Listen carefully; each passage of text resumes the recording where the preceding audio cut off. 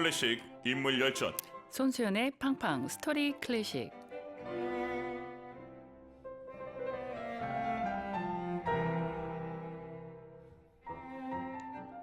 사랑하면 알게 되고 알게 되면 들립니다. 클래식 음악사의 한 획을 그은 특별한 연주자와의 만남. 드라마틱한 삶을 살았던 음악가의 인생과 음악 이야기가 있습니다. 매주 금요일 클래식 연주자들의 영화 같은 인생 이야기를 들려주시는 음악 평론가 손수영 교수님, 안녕하십니까? 안녕하십니까? 한 주 동안 잘 네, 지내셨습니까? 잘 지냈습니다. 제가 지난주에 저희 오프닝 그 네. 유튜브 영상을 보니까 저한테 화내시는 장면이 아니, 찍혔더라고요. 무슨 말씀을요? 방금 굉장히 막 화를 내면서 다그치시던데 제가 오늘을 기다렸습니다. 아니 방금 웃고 있었던 걸 저는 기억합니다. 제가 그래서 너무 좋아서 바로 카톡으로 링크 보내드렸죠. 잘 보셨죠? 네, 잘 봤습니다. 제가 이렇게 구박받고 살고 있습니다. 아니 그게 네, 더 이상 얘기하지 않겠습니다. 자, 오늘 만나게 될 분 너무너무 기다리고 있던 분입니다. 어떤 분입니까? 네, 오늘 소개해드릴 분은 불멸의 테너 엘리코 카루소입니다. 이게 저번 주에 교수님께서 아니 분더리히보다 카루소가 늦게 나오다니 이거는 좀 아니지 않느냐 이렇게 저도 말씀하셨는데 강력하게 항의합니다. 네, 이거는 약간 그런 것 같습니다. 이제 제가 이 손수연의 팡팡 스토리 클래식을 맡은 지가 이제 석 달이 다 돼 가는데요. 네, 이제 어느 정도는 우리 청취자분들하고 조금 친해졌다는 생각 들어서 네. 원래 친한 사이에만 이렇게 아끼는 거, 소중한 거 좀 아, 보여주고 싶은 게 있잖아요. 그래서 네. 이제는 소개해 드릴 때가 되었다라는 생각으로 이제 드디어 가지고 왔습니다. 그 말씀은 테너 프리츠 분더리히는 안 친할 때 듣는 가수다. 네, 그만큼은 아니다. 라고 말씀드리겠습니다. 알겠습니다. 자, 엘리코 카루소 언제 활동했던 가수죠? 아, 이탈리아 최고의 어떤 리릭 테너, 또 네. 드라마틱 테너라고 할 수 있겠습니다. 너무 유명해서 사실은 성악이나 뭐 클래식 음악을 잘 모르시는 분들도 이 이름을 들어보실 텐데요. 19세기 말 또 20세기 초에 가장 유명한 오페라 가수였던 이 카루소는 1873년에 이탈리아 나폴리의 가난한 가정에서 태어났습니다. 네. 좀 보잘것없는 어떤 배경에서 시작을 해서요. 오페라 역사상 가장 유명하고 가장 영향력 있는 가수 중에 한 사람으로 남게 됐습니다. 근데 안타깝게도 48살이라는 젊은 나이에 세상을 떠납니다. 아, 이 분더리히도 그렇고 카루소도 그렇고 너무 일찍 죽었습니다. 네, 분돌리는 또 사고사여서 더 충격을 네. 줬고요. 카루소도 여러 가지 지병을 앓다가 이제 일찍 떠나게 됩니다. 워낙 담배를 많이 폈죠. 담배도 많이 피고 또 이제 뭐 그 당시 무절제한 생활, 체중도 좀 많이 나갔던 것 같고요. 그런 거에 따른 합병증들이 좀 많았던 것 같습니다. 아, 네. 1921년에 세상을 떠났지만 정말 다행스럽게도 카루소의 음반이 우리에게 남아 있습니다. 네, 카루소가 이런 선택을 했었다는 것은 우리한테 굉장히 행운이 아닐 수 없습니다. 당시에 막 도입되기 시작했던 음반을 통해서 많은 녹음을 남겼는데요. 그래서 오늘날 우리도 100여 년 전에 활약했던 이 성악가 엘리코 카루소의 황홀한 목소리를 즐길 수 있다고 생각합니다. 이렇게 엘리코 카루소가 남긴 음악적인 유산은요, 오늘까지도 후배 성악가 또 많은 음악 애호가들에게 계속해서 감동 그리고 영감을 주고 있습니다. 카루소, 가난한 가정에서 태어났다고 말씀하셨는데 음악 어떻게 시작하게 됐나요? 엘리코 카루소는 1873년 2월에 나폴리의 굉장히 가난한 가정에서 태어납니다. 근데 이제 일설에 의하면 21명의 자녀 중에서 18번째다 이런 말도 있는데 이게 맞다 아니다라는 이제 설이 약간은 좀 갈리기는 합니다. 근데 어찌 됐거나 그 나폴리 남부 이탈리아 특유의 좀 형제가 많은 집안에서 좀 가난한 집안에서 태어나서요. 10살 때부터는 견습공으로 또 일하고 성가대 또 뭐 길거리에서 아니면 레스토랑에서 노래를 불러가지고 푼돈을 좀 벌었다고 음, 합니다. 이 가난했기 때문이겠죠. 네. 근데 이때 이제 카루소의 재능을 알아본 성악 교사였던 굴리엘모 베르지네가 카루소를 가르치기 시작합니다. 근데 처음에는 사실 카루소의 목소리가 너무 거칠어가지고, 그러니까 뭔가 막 타고난 천재란 아니었던 것 같아요. 좀 감춰진 그런 보석이 아니었나 생각하는데요. 많이 혼났다고 합니다. 선생님한테. 너무 많이 혼나고, 야단도 많이 맞았다고 해요. 근데 이제 고된 훈련을 이겨내고 목소리가 다듬어지면서 이제는 어디에서도 찾아볼 수 없는 좋은 목소리로 거듭나게 됩니다. 카루소는 베르지네한테 4년 동안 노래를 배웁니다. 딱 대학 코스네요. 네, 그렇습니다. 4년 코스. 네. 엘리코 카루소 데뷔는 언제 했는지 궁금합니다. 이번에도 설마 대타입니까? 대타 전설이 맞기도 하고 아니기도 합니다. 왜냐하면 데뷔는 사실 대타가 아니었습니다. 네. 그리고 그다지 성공적이지도 않았고요. 근데 이제 그 뒤에 성공했던 그런 작품은 대타로 들어가게 되니까요. 대타이기도 하고 아니기도 한데 22살의 카루소는 토마의 오페라 민용으로 데뷔를 할 기회를 얻었는데요. 지휘자 앞에서 너무 긴장한 나머지 아하. 박자를 다 놓치게 되고 당연히 지휘자 선생님 화가 났겠죠. 노래를 엉망으로 만들어서 부르게 되니까 오디션에서 탈락을 합니다. 네. 그리고 이제 두 번째 오디션 기회가 오는데요. 그때는 실수하지 않고 기회를 잡아서 마리오 모렐리의 친구 프란체스코라는 오페라를 초연하게 됩니다.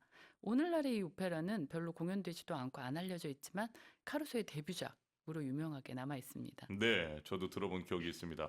문헌에도 많이 나와 있지 네, 않습니까? 그냥 공연은 거의 되지 않고 네. 카루소가 이걸로 데뷔했다로 아주 유명하게 남아 있게 됩니다.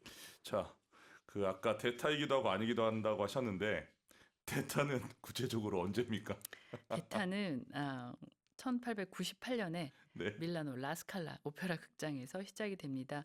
이 시즌 개막작이 안드레아 쉐니의 이 작곡가였던 우베르토 조르다노의 초연작 페도라였습니다. 네. 이 초연의 오페라에서 주역을 맡은 소프라노와 테너가 부부였다고 하는데요. 네. 너무 비극적인 이야기인데 갑작스럽게 이 테너가 세상을 떠났다고 합니다. 공연을 아이고. 얼마 앞두고. 그래서 이제 대타로 급히 섭외됐던 가수가 카루소인데요.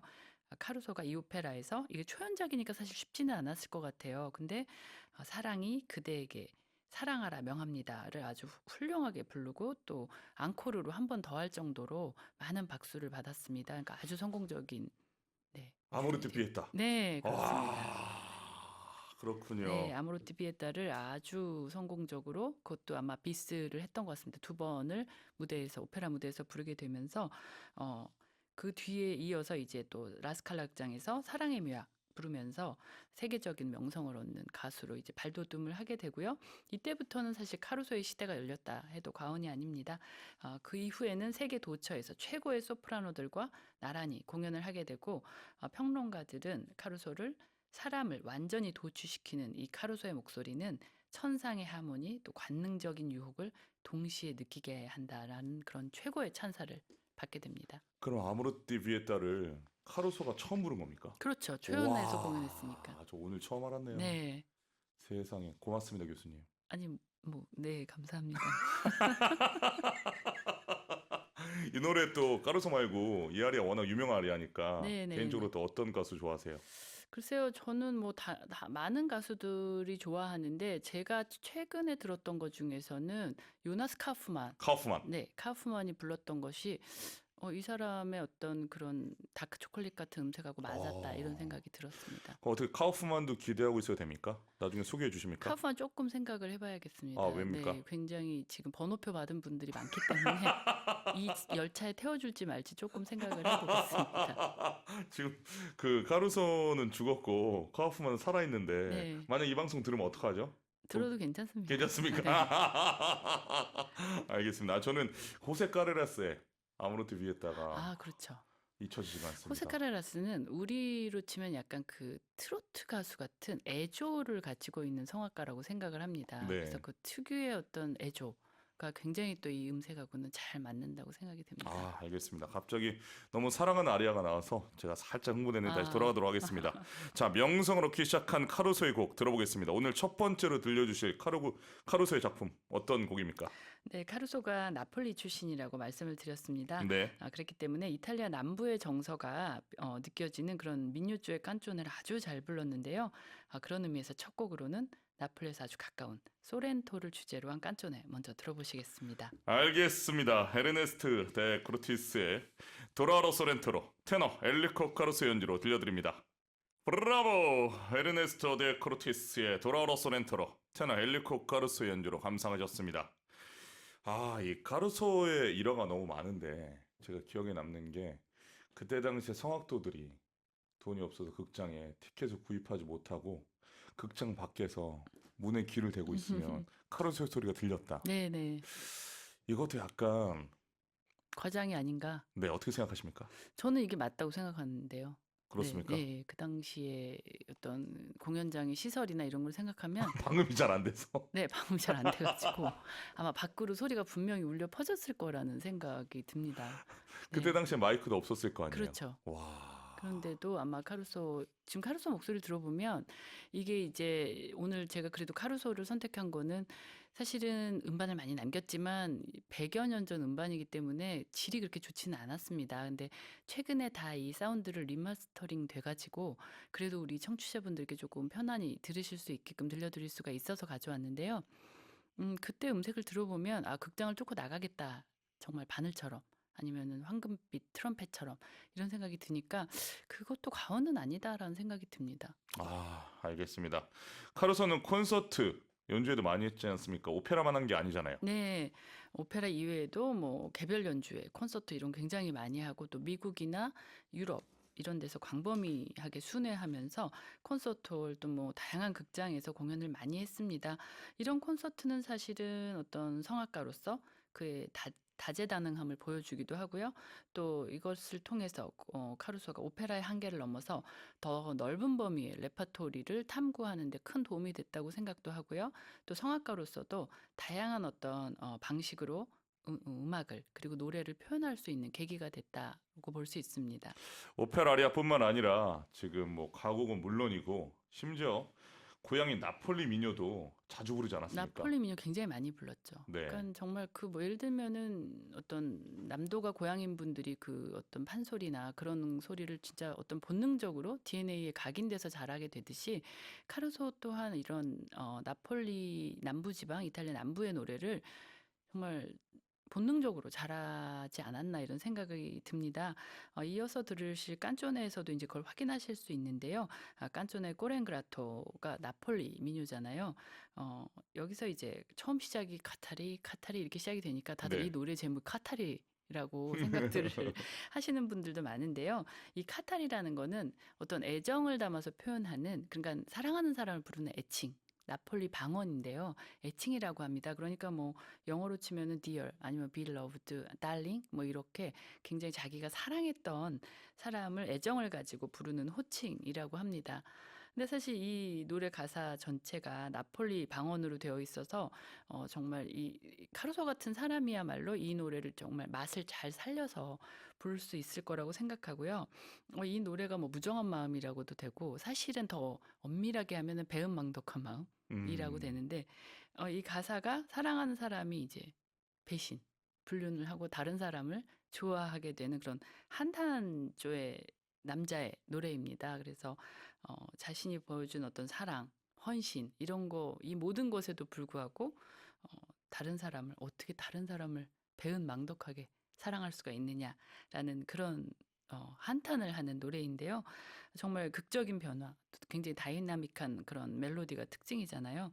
근데 카루소가 이 노래를 정말 어떤 그리움, 그리고 또 절망감, 그러니까 이 사람을 사랑하지만 밉고 밉지만 사랑하는 그런 애증이 교차하는 그런 감정으로 노래를 해야 되는데 그걸 굉장히 잘 표현한 것 같습니다. 그래서 음. 어떤 이 노래의 고통, 슬픔, 그리고 또 그렇지만도 아직도 이 사람을 사랑하는 마음이 아주 절절하게 표현된 곡이라고 하겠습니다. 아, 이 무정한 마음을 배은망덕한 마음 이런 거 네네. 말씀해 주신 게 더 임팩트가 있습니다.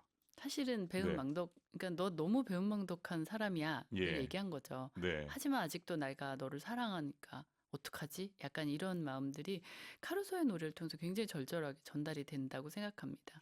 어서 들어보겠습니다. 나폴리 미녀 무정한 마음 테너 엘리코 까루소 연주로 감상하시겠습니다. 브라보! 나폴리 미녀 무정한 마음 테너 엘리코 까루소의 목소리로 감상하셨습니다. 성악가 입장에서 소리를 줘야 되는 부분이 있고 좀 세이브 아껴야 되는 부분이 있고 말하는 부분이 있고 노래해야 되는 부분이 있는데 카루소는 처음부터 끝까지 다 열어서 노래를 하네요. 그렇죠. 어떻게 뭔가 생각하십니까? 모든 것을 개방하고 네. 그거를 어떤 힘도 있겠지만 힘보다는 어떤 자신의 타고난 어떤 그 성량으로 이걸 밀고 나가는데 그런 점에서 이게 정말 다른 성악가들하고는 비교가 된다. 어떤 그러니까는 보통 힘 조절을 하잖아요. 많은 일반적인 성악가들은 그래야 힘을 줘야 될 때 주고 빼야 될 때는 빼는데 이분은 그럴 필요가 없이 그냥 다 가도 자신 있게 자신을 보여줄 수 있다는 거. 그리고 끝까지 이 기세로 클라이막스까지 간다라는 것들이 보여주니까 정말 테너 중에 테너다 이런 생각이 듭니다. 그러니까 이게 솔직히 좀 비상식적이에요. 네, 그렇죠. 왜냐하면 아끼지 않고 끝까지 갈 수가 없잖아요. 그리고 사실 그렇게 노래 몇 번 하게 되면은 그다음에는 이제 목이 그러니까 가가지고 목이 쉴 수밖에 예, 다른 연주 없는데, 못 하거든요. 근데 예, 이분은 계속 그런 식으로 어떻게 보면은 정말 우리가 이게 모든 것을 개방한다고 얘기하잖아요. 개방하면서 이제 오픈해서 밀고 나가는 힘. 아베르토. 네. 그런 어떤 기교 아니면 본인의 목소리에 대한 자신감이 굉장히 컸던 것 같습니다. 아, 네. 이렇게 음반이 남아 있으면 이제 후배 성악가들이 뭔가 좀 전략적으로 노래를 못 하고, 그쵸. 항상 예, 비교 밋밋하다는 평을 듣거든요. 그렇게 밋밋하게 노래 안 되죠. 하면, 네. 카루소처럼 안 하면. 그러니까 제가 이탈리아 테너를 좋아하는 이유는 이겁니다. 이렇게 뭔가 다른 나라의 테너들보다 정말 뭐 스테파노도 그랬지만 이렇게 뒷일을 생각하지 뒤를 않고 돌아보지 않죠. 뒤를 돌아보지 않고 예. 내일 내가 어떻게 해야지 이런 생각하지 않고 오늘 이 순간에 충실한 연주를 들려준다는 점이 너무 아, 매력 있다고 생각합니다. 불 속에 뛰어드는 나방처럼 네, 연주하죠. 그렇죠. 내일은 생각지 않습니다. 네, 좋습니다. 카루소가 첫 녹음한 거 언제입니까? 1902년이었습니다. 와우. 네, 정말 이 카루소는 이 녹음된 사운드의 신기술을 채택한 최초의 오페라 가수 중에 한 명이었다고 알려져 있습니다. 사실 그게 쉽지는 않았을 텐데요. 그런 어떤 호기심도 굉장히 강했다고 생각이 되고, 그라마폰의 전속 성악가로 이제 시작을 하는데 네, 자신의 목소리를 녹음한 다음에 처음 그 목소리를 듣고선 굉장히 감탄했다고 합니다. 그렇습니까? 네, 보통 성악가들 본인 목소리 들으면 되게 싫어하는데. 너무 감탄했대요. 이게 어떤 정말 근데 약간 이거는 그 당시에는 없던 네. 기술이잖아요. 그러니까 이거를 마치 거울을 처음 본 사람이라고 생각이 됐겠죠. 어... 근데 인제 예뻤겠죠. 자기가 거울 속에서. 그러니까 이게 네. 좀 신기합니다. 원래 다들 자기 목소리가 더 잘한다고 생각하고 있기 때문에, 네. 그리고 달팽이관을 통해서 듣는 소리와 공명통이 이게 남이 듣는 거랑 내가 듣는 거랑 좀 다르잖아요. 다르잖아요. 네. 야, 그런데 본인의 목소리도 그렇게 감탄했다. 우리 카루소 선생님이 좀 나르시즘이 좀 있었던 것 같습니다. 근데 이제 그런 자신감으로 노래했으니까 계속 음반을 냈겠죠. 이게 음반이 마음에 들었기 때문에. 그래서 한번 해 보고 내 소리보다 별로야. 나 안 할래."라고 했을 텐데 어 마음에 들어. 녹음으로 듣는 내 소리가 너무 매끄럽다. 실제로 내 노래할 때 듣는 내 음성하고는 좀 차이가 있는 것 그러니까 더 낫다고 생각을 했던 것 같습니다. 그래서 녹음에 아주 만족을 해서 아주 다양한 녹음을 하죠. 그라마폰, 빅터 같은 다양한 음반사를 위해서 이제 수백 곡을 녹음하게 되니까 엄청난 인기를 얻었고요. 또 오페라를 대중화하는데 또 사실 극장을 안 가면 그 당시에는 이 오페라나 뭐 어떤 성악 공연 이런 걸 볼 수가 없는 게 원칙이었을 텐데 이제는 카루소의 노래를 집안에서도 축음기를 통해서 들을 수 있는 시대가 열렸으니까 어떤 시간의 예술이었던 음악이 기록의 예술로 전환되는 어떤 그 대전환의 순간에 카루소가 있었다 이렇게 볼 수 있습니다. 네, 와, 시간의 예술에서 기록의 예술로 예술로 전환되는 거죠. 전환됐다. 네, 교수님 너무 멋있는데요, 방금 센텐시스가? 저도 그랬다고 생각됩니다. 좀 멋있었던 것 같습니다. 아, 좀 카루소하고 비슷한 스타일이시네요. 네네. 뭔가 이 나르시시즘이 그래야 삽니다. 그래요. 그래야 예, 이 시대를 살아갈 수 있습니다.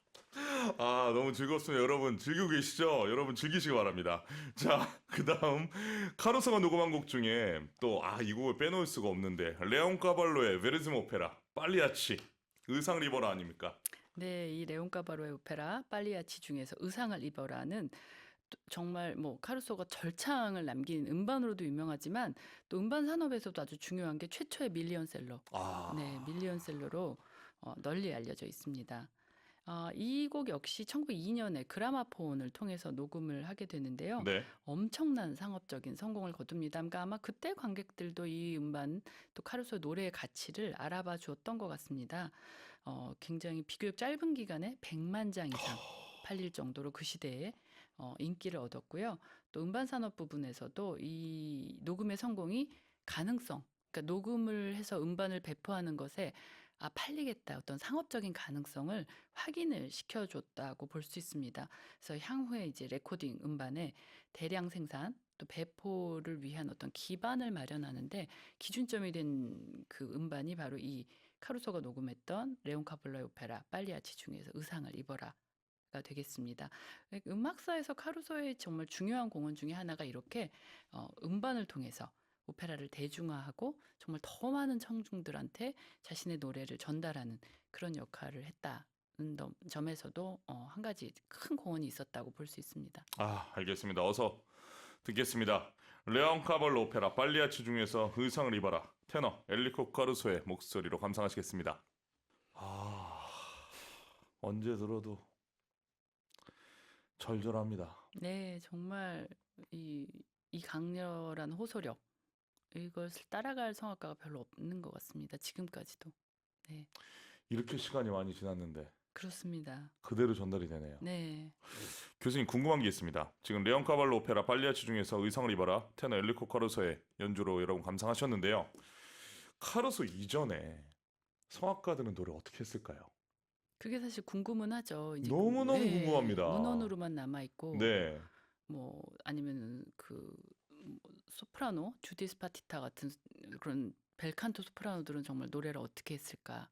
아니 뭐 하여튼 많은 그런 성악가들이 어떻게 했을까 너무 궁금하지만 그냥 우리의 어떤 궁금증으로 남겨둘 수밖에 없는 게 현실이죠. 왜냐면요 엘리코 카루소 이후에 데 모나코나 프랑코 코렐리나 주세페 디 스테파노 우리가 소개했던 그리고 지금 루체나 바바로티, 플라시도 도밍고 그리고 또 호세 카레라스 그 다음에 지금 알라냐나 네네. 호세쿠라 그리고 아까 말씀하셨던 요나스 카우프만 카우프만. 이렇게 왔잖아요. 네.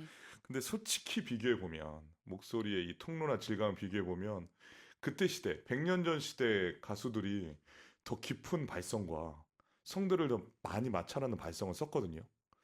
그러니까 지금 오히려 그때보다 참고할 수 있는 어떻게 보면 미디어도 많고 약도 더 좋아지지 않았습니까? 근데 지금은 그때보다 더 조심히 노래하는 듯한 느낌이 있는데 맞습니다. 그래서 저는 카루소 이전에는 도대체 어떻게 노래를 했을까? 교수님의 의견이 궁금합니다. 그 당시에 이탈리아 테너들도 아마 이제 카루소처럼 노래하지 않았을까 생각을 하고 음, 또 이탈리아의 그 성악 음악 교육은 근본적으로 도제식 교육을 하고 있잖아요. 선생님이 한 걸 그대로 따라하는 그래서 우리나라에 약간 계속 비교하게 되는데 판소리처럼 구전으로 전승되는 그런 교육적 전통을 가지고 있는데 카루소도 이제 본인 선생님한테 배운 걸 그대로 이제 기반으로 하지 않았을까 싶어서 정말 이렇게 교수님 보신 그게 딱 맞다고 생각이 되는 게 오늘날의 가수들은 조금 몸을 사리는 경향, 네. 조절하는 경향 이런 것들이 있다고 생각하면 그 당시에 이제 카루소의 음반을 통해서 미뤄보는 그 당시 가수들의 어떤 발성이나 어떤 노래 스타일은 정말 오늘만 무대에 서고 끝나는 사람처럼 오늘이 은퇴 공연인 것처럼 노래를 하는 경향들을 좀 느낄 수 있죠. 20세기 초반만 하더라도 네. 예, 그런 걸 느낄 수가 있는데 그런 전통이 계속 있어 왔다고 생각됩니다. 근데 이거의 이제 장점은 정말 청중들한테는 큰 감동을 줬겠죠. 근데 이제 단점은 그만큼 가수들의 생명이 짧았다라는 게 사실은 그 당시에 인간 수명도 좀 짧았던 시대여서 오래 살면 60대까지 가는 거고 그러니까 대부분은 40대 중후반에는 은퇴를 하게 되더라고요. 네, 그래서 그런 점에서는 이게 목소리를 아끼지 않고 또 활용했다라는 게 있고 사실 그 당시에 뭐 음성 해부학이 막 발달했던 시대도 아니어서 내가 음성을 내는 것을 어떤 의학적으로나 과학적으로 테크닉을 머리로 공부하고 소리를 낸 건 아니고 정말 그떤 경험으로 이걸 했을 거 아니에요. 그러니까 그랬던 점에서도 지금보다는 어떤 가수의 수명은 짧았지만 짧은 만큼의 그 임팩트는 지금보다 훨씬 강했다 이렇게 생각이 됩니다.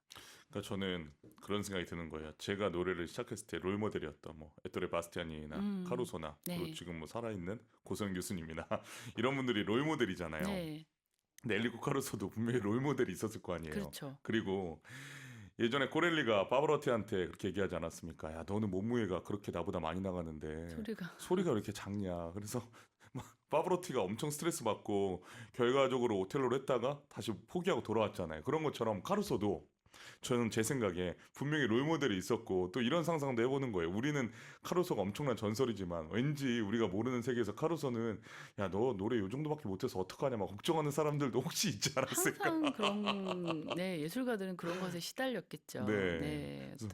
그래서 혹시 교수님이 아는 정보가 있나 해서 제가 캐내려고 계속 물어보는 아니 겁니다. 그렇지는 않습니다. 카루소는 그 자체의 별과 같은 전설로 남아 있다. 뭐 어떤 누구하고 비교하거나 그런 것이 없이 그냥 그날 하루하루에 충실하면서 살았던 사람이라는 생각이 들었습니다. 연주를 들어볼 때는. 노래를 들었을 때. 네. 알겠습니다. 자, 오페라 가수로서는 뭐 말할 것도 없이 정말 많은 무대에 오르지 않았습니까? 그렇죠. 어, 어떤 무대에 올랐나요? 이제 이 당시는 미국이 급부상을 했던 시대였으니까요. 네. 푸치니와 더불어서. 세계적으로. 네, 그래서 뉴욕의 메트로폴리탄 오페라, 또 밀라노의 라스칼라, 또 런던의 코벤트 가든, 뭐 세계적인 오페라 무대에서 다 공연을 했죠. 아주 카리스마 넘치는 그런 무대 매너. 노래로 이제 청중들을 사로잡았는데요. 메트로폴리탄 오페라에서는 세상을 떠날 때까지 626회를 오페라를 공연하는 기록을 남겼다고 합니다. 주로 이제 베르디나 푸치니 같은 이탈리아 오페라, 그리고 또 비제 작품 같은 프랑스 레파토리에서 주역을 맡아서 노래를 하는데요. 카루소의 가장 유명했던 역할로는 푸치니의 라보엠의 로돌포, 또 비제 카르멘의 돈 호세, 또 레온 카볼라의 좀 전에 들으셨던 빨리아체 카니오 같은 역할들이 있는데 제가 지금 대표작으로 말씀을 드리는 것들이 모두 사실 약간 성부가 조금씩 다르잖아요. 네. 리릭 테너, 조금 더 가벼운 리릭 테너 아니면은 드라마틱 테너. 이거는 사실은 각기 다른 영역의 성악가들의 노래인데 이걸 한꺼번에 다 소화해냈다는 것이 카루소의 또 특별한 점이다 이렇게 말씀을 드릴 수 있습니다. 카루소의 정말 최고의 장점은 아주 경쾌한 벨칸토, 사랑의 묘약의 네모리노 같은 역할, 벨칸토 네팔토리에서 아주 무거운 바그너나 아까 빨리아치 같은 사실주의 오페라에 이르기까지 거의 모든 오페라의 주역을 다 부를 수 있었다라는 건데요. 이런 점에서는 어떤 후대 성악가 마리아 칼라스와 비견할 수 있습니다. 오페라에서 보여주는 그런 파워풀한 목소리, 또 탁월한 테크닉, 그리고 또 감정적인 깊이가 굉장한 성악가입니다. 그래서 엘리코 카루소를 그 당시에 가장 인기 있는 가수 중에 한 명으로 만든 것이 아닌가 그렇게 저는 보고 있습니다. 엘리코 카루소와 마리아 칼라스 때문에 이 후배 성악가들이 다 영역을 나누지 못하고 그렇죠. 얼라운드 플레이어가 되어야 하는. 그런 사람은 좀 드문 것 같아요. 네, 예. 물론 어떤 하나의 그 영역에 집중을 해서 굉장히 깊게 파고드는 것도 사실은 좋은 어떤 연주 형태 중에 하나인데요.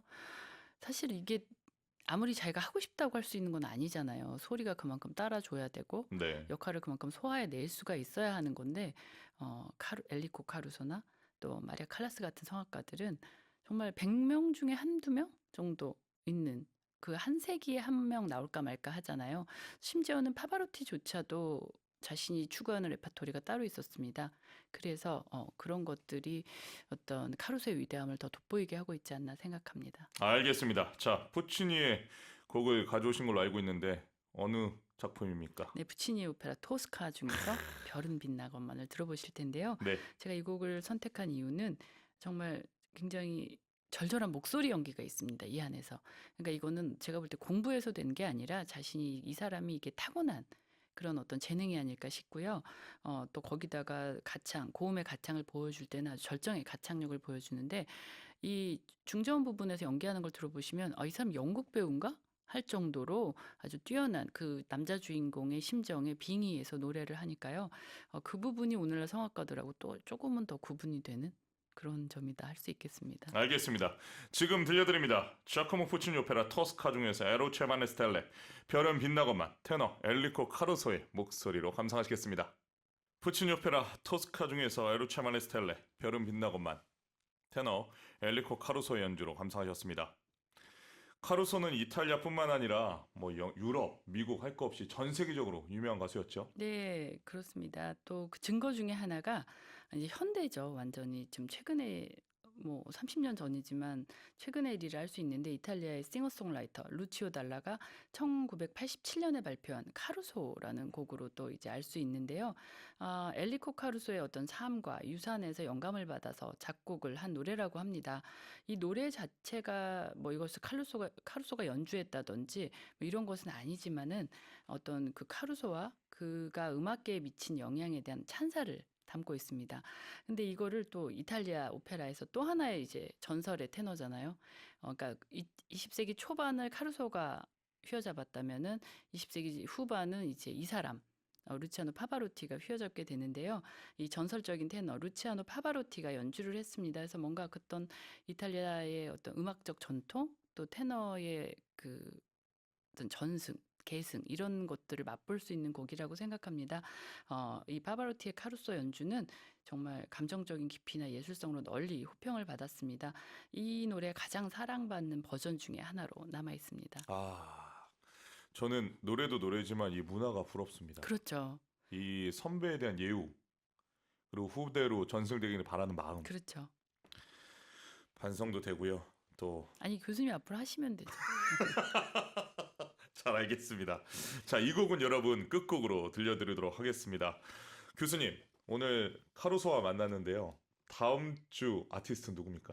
이제 가는 5월이 좀 아쉬워서 네. 이번에는 우리 코너 처음으로 이제 플루티스트 제임스 골웨이와 만나보겠습니다. 와, 처음입니다. 플루티스트. 네네. 예, 기대하겠습니다.